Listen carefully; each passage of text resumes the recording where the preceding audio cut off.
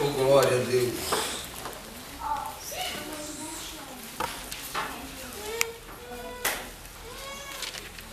Glória a Deus.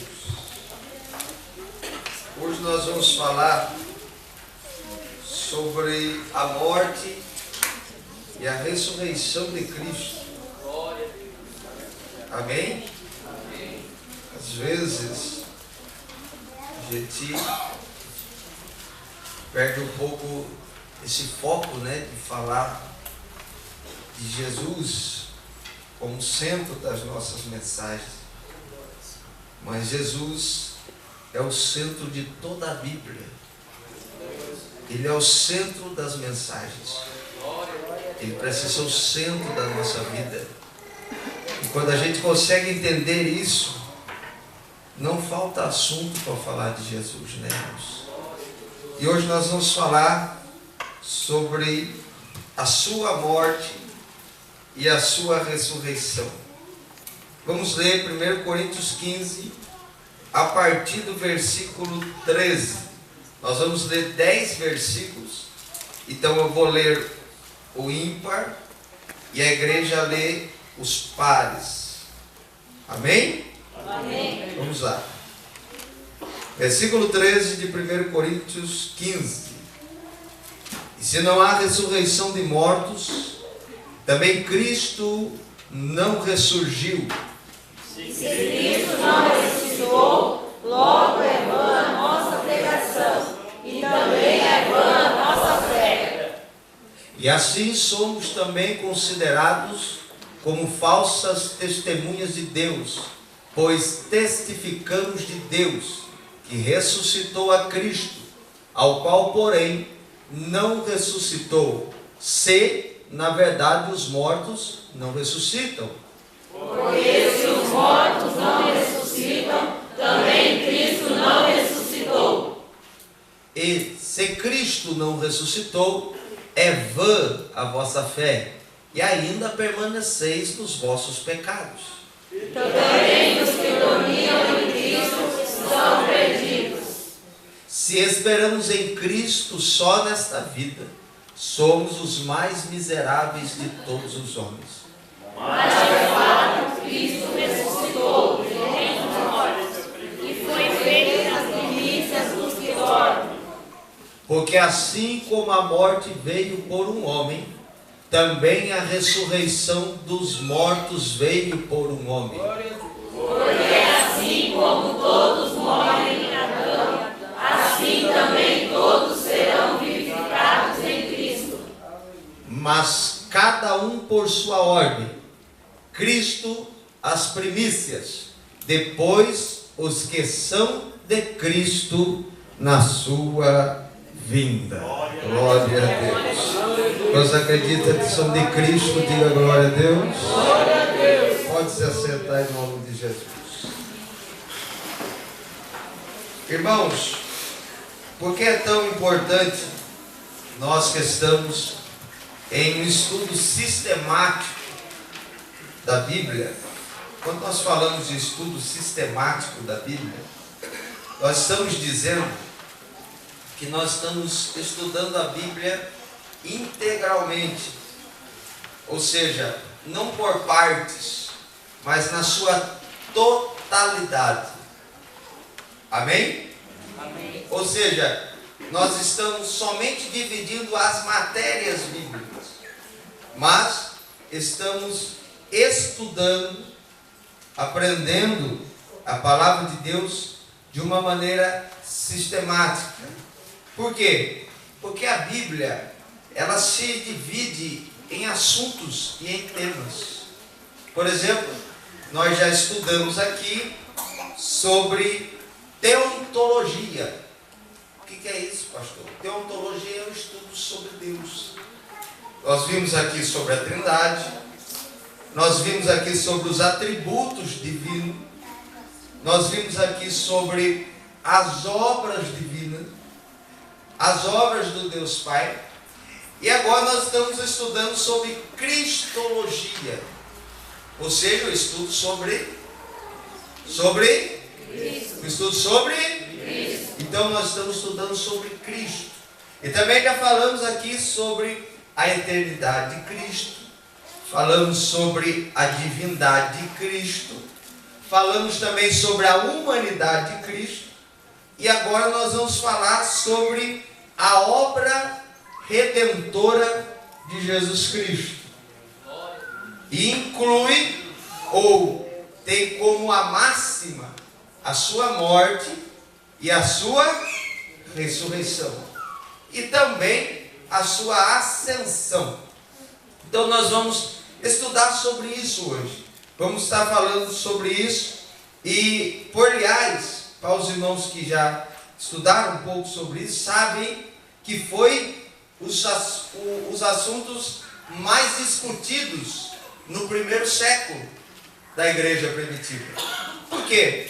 Porque havia a discussão dos gnósticos, que não acreditavam que Jesus vinha ou tinha vindo em carne, e por isso o apóstolo João faz uma grande apologética na sua primeira epístola, dizendo e ensinando que aquele que não testifica que Jesus vem em carne não é de Deus.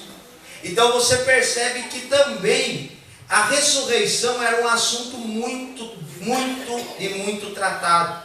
Você vê Jesus debatendo com os saduceus, que não acreditavam na ressurreição, falando sobre a ressurreição e dizendo que há ressurreição. E também nós vamos ver que esse assunto era muito tratado, pelo fato de a ressurreição ser tratada também como um Deus. Você percebe que lá no Areópago, em Atos 17, quando o apóstolo Paulo está ali tratando sobre o Cristo, sobre Jesus Cristo, eles estão ouvindo, até que chega a hora da ressurreição. Quando ele fala sobre a ressurreição, eles entram em colapso, porque eles não conseguem entender que a ressurreição era uma atitude, mas eles entendem que a ressurreição era outro Deus que Paulo estava falando.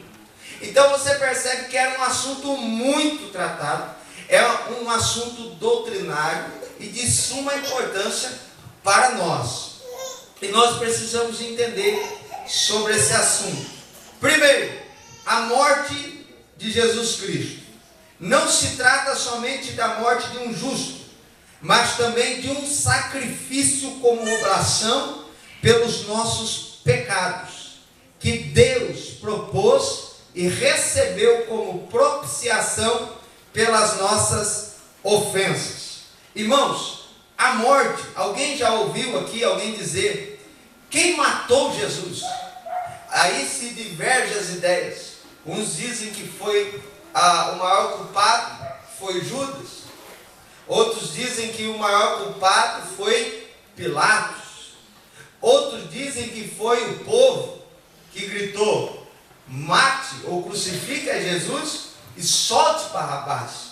Mas quando você vê o texto bíblico, você vai perceber que ninguém era capaz de matar a Jesus. Ninguém era capaz de matar a Jesus. Vou repetir isso aqui. Ninguém era capaz de matar a Jesus. Por quê? Porque a morte só viria por causa do pecado. E Jesus não pecou. Então, como Jesus não pecou, não tinha ninguém que poderia tirar a sua vida. Ele mesmo a entregou como oblação de amor. Agora abra sua Bíblia em 1 Pedro. Em 1 Pedro. Glória a Deus. 1 Pedro capítulo 1.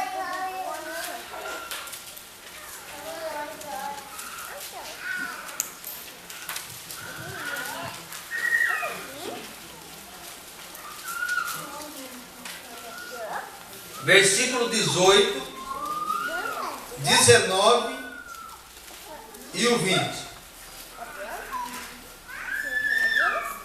Quem quiser pode ler para a gente em nome de Jesus.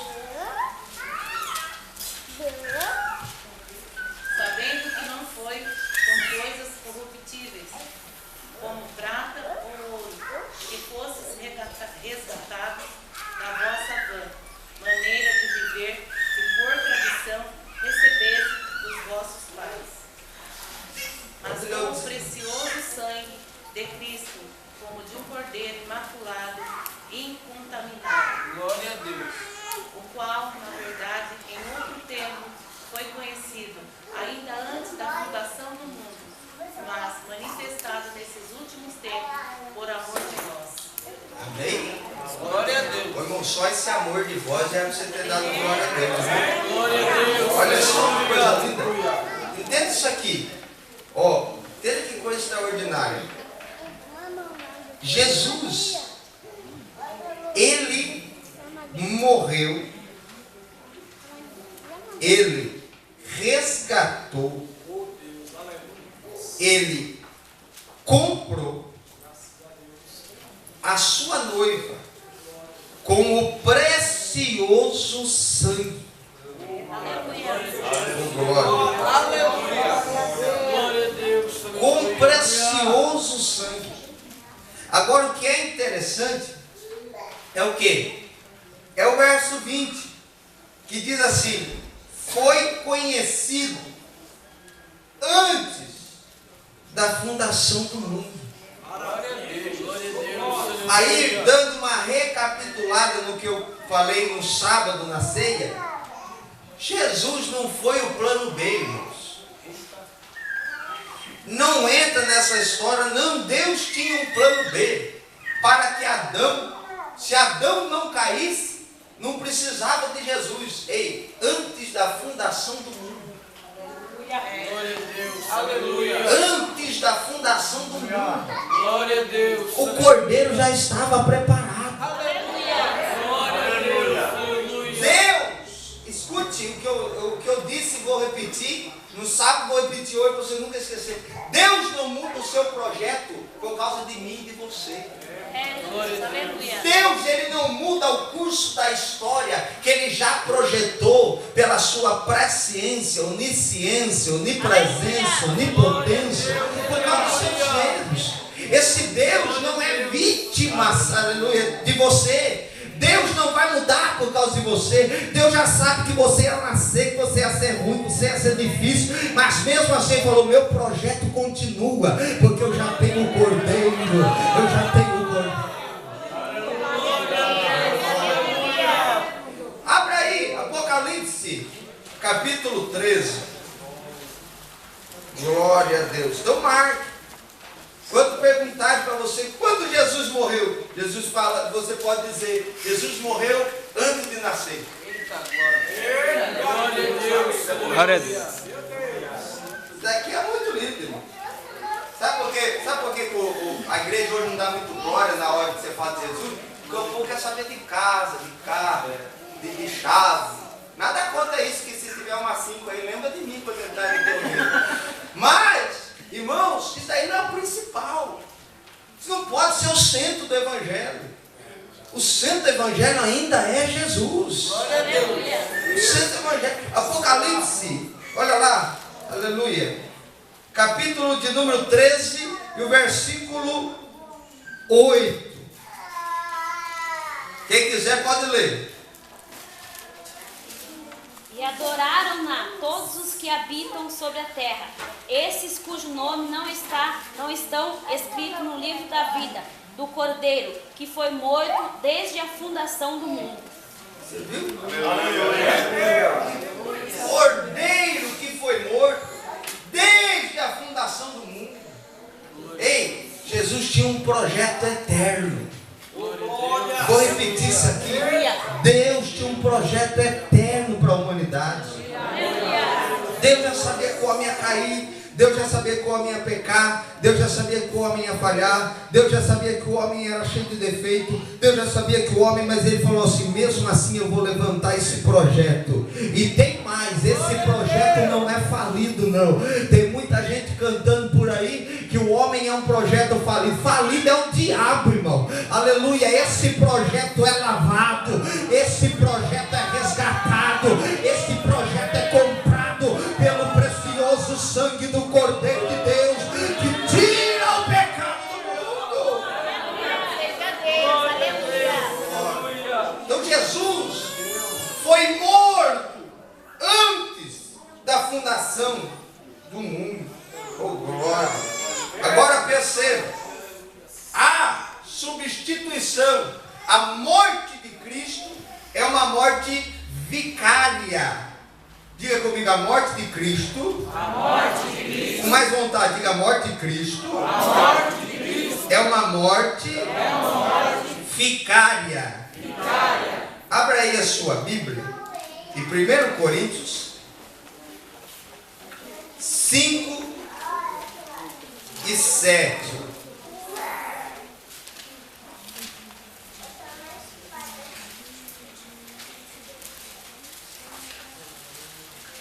Primeiro Coríntios 5 e o versículo 7.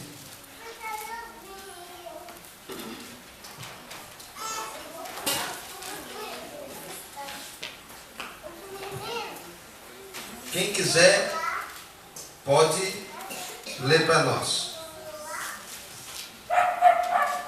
Limpai-vos, pois, do fermento velho, para que sejais uma nova massa, assim como estáis sem fermento, porque Cristo, nossa Páscoa, foi sacrificado por nós. Alguém sabe o que significa vicário? Que? Substituto. O que é vicário? É substituir? Vamos lá. Vicário é substituir? Então a morte de Cristo é uma morte substitutiva. Ou seja, Jesus morreu em nosso lugar. Glória a Deus, aleluia.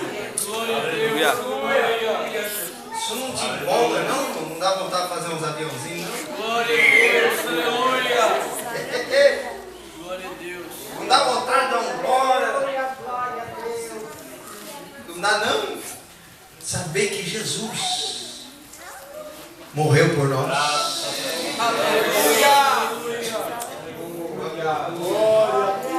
Oh, glória. Isso aqui é coisa linda. Irmãos, e ele morreu como a nossa Páscoa.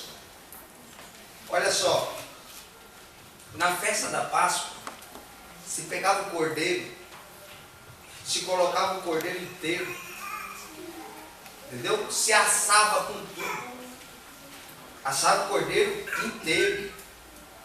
Não podia dar aquela limpadinha básica, não. Tirar aquele negocinho que a gente gosta, que a gente não gosta. Tem que comer a pata.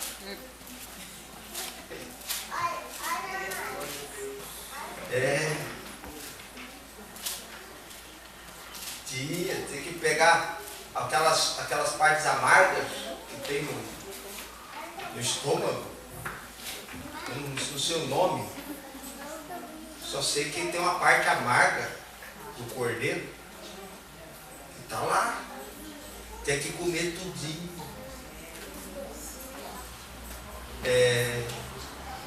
Por quê? Porque o Evangelho é assim. O Evangelho do Cristo que nós servimos não pode pegar só o que a gente quer. Às vezes a gente não gosta de certas coisas do Evangelho, mas tem que comer também. Glória a Deus, glória a Deus.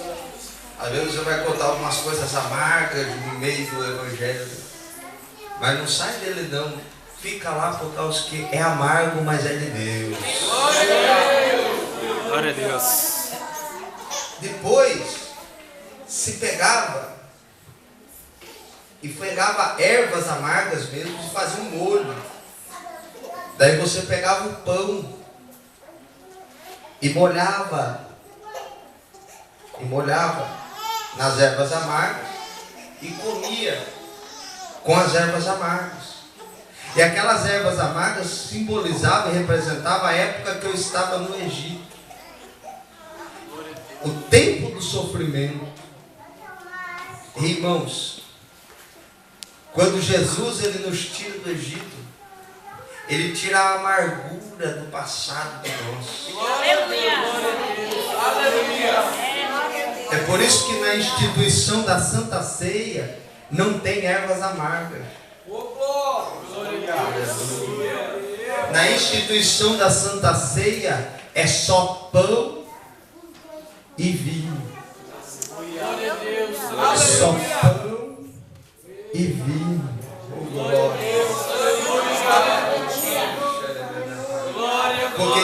depois que Jesus vem na nossa vida, Ele tira toda a amargura do Egito de nós. Oh, aleluia. A gente vem cheio de amargura, mas quando senta na mesa do Cordeiro, Jesus vai tirando tudo aquilo que não provém.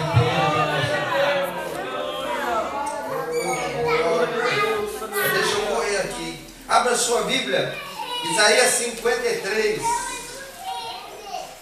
Oh, glória. Isaías 53.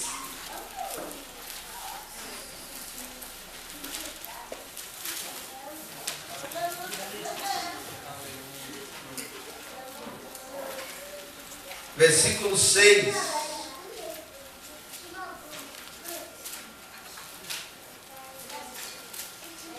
Todos nós andávamos desgarrados, como ovelhas, cada um se desviava pelo seu caminho, mas o Senhor fez cair sobre ele a iniquidade de nós todos.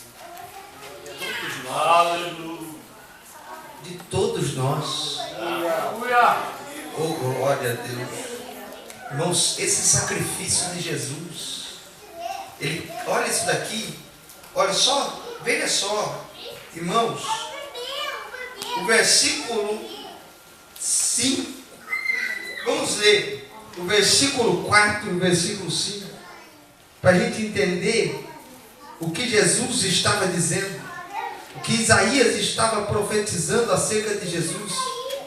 Verdadeiramente, Ele tomou sobre si as nossas enfermidades e as nossas dores levou sobre si. Contudo, nós o consideramos como um aflito, ferido de Deus e oprimido. Mas Ele foi ferido pelas nossas transgressões. Aleluia. E moído pelas nossas iniquidades. O castigo que nos traz a paz estava sobre ele, e pelas suas pisaduras fomos sarados.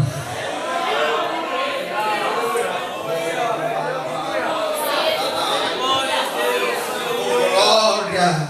Irmãos, quando Jesus, olha lá, olha o que a Bíblia está dizendo. Ele pegou, Ele tomou sobre si, aleluia, Ele pegou e colocou nas costas dele, Ele colocou na conta dele, Ele falou que era dele, o que não era dele.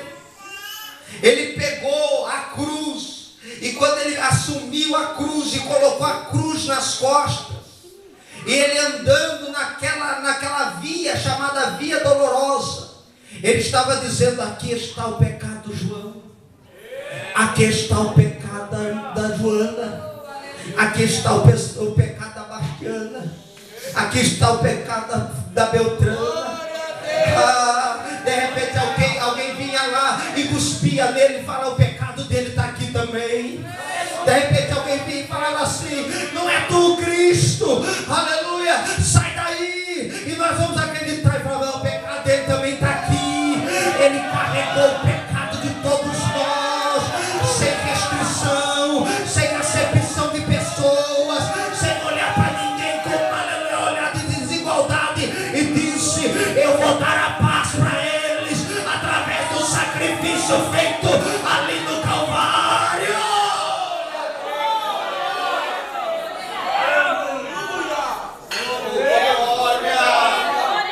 Levante as duas mãos para o céu. Se você ainda acredita nesse sacrifício, oh aleluia, dê um minuto de glória para Ele.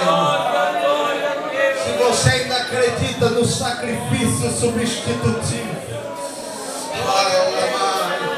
a cruz era para você carregar, mas Ele olhou e falou: Ziel, você não vai aguentar a cruz. Pastor Juvenil, você não vai aguentar a cruz. Irmão, você não vai conseguir carregar a cruz. Damião, você não vai conseguir carregar a cruz. Anderley, você não carrega a cruz. Alexandre, você não carrega a cruz. Carlos, você não carrega a cruz. Mocidade, você não vai conseguir carregar a cruz.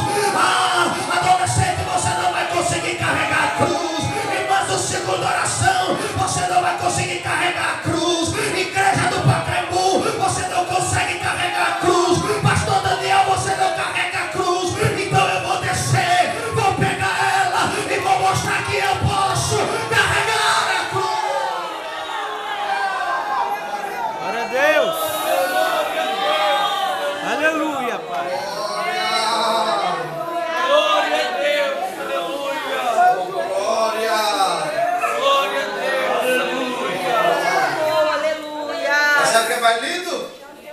Oh, glória! Diga comigo, Jesus carregou a cruz.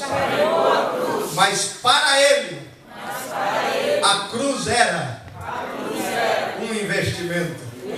Aleluia.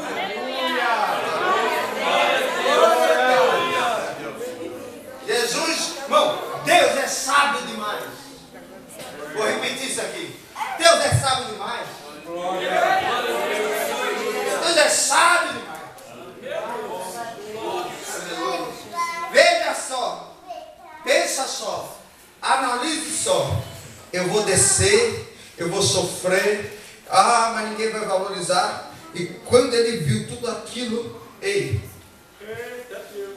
eu imagino a conjectura, o diabo falando: não vai valer a pena isso aí não, investimento perdido. Eu imagino Cristo lembrando do que disse o profeta Isaías. Olha lá, versículo de número 10 e o versículo de número 11. Glória a Deus. Oh, glória. Aleluia. Eu te amo, Jesus. Olha lá.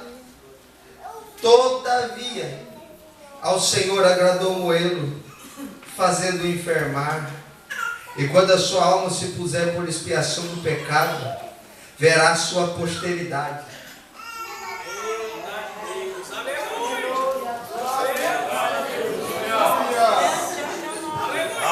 Santo de Israel, aleluia. Escuta isso aqui, coisa linda. Quando ele se puser por expiação do pecado, verá a sua posteridade. Aleluia. Posteridade fala de geração depois. Jesus na cruz viu além do que os homens viam. Glória a Deus, aleluia. Quando ele viu lá na frente, olha o que aconteceu: prolongará os seus dias, e o bom prazer do Senhor prosperará na sua mão. Aleluia. Agora olha o 11. O 11 é o top. Olha lá. Ele verá o fruto do trabalho da sua alma. Glória a Deus. E ficará satisfeito.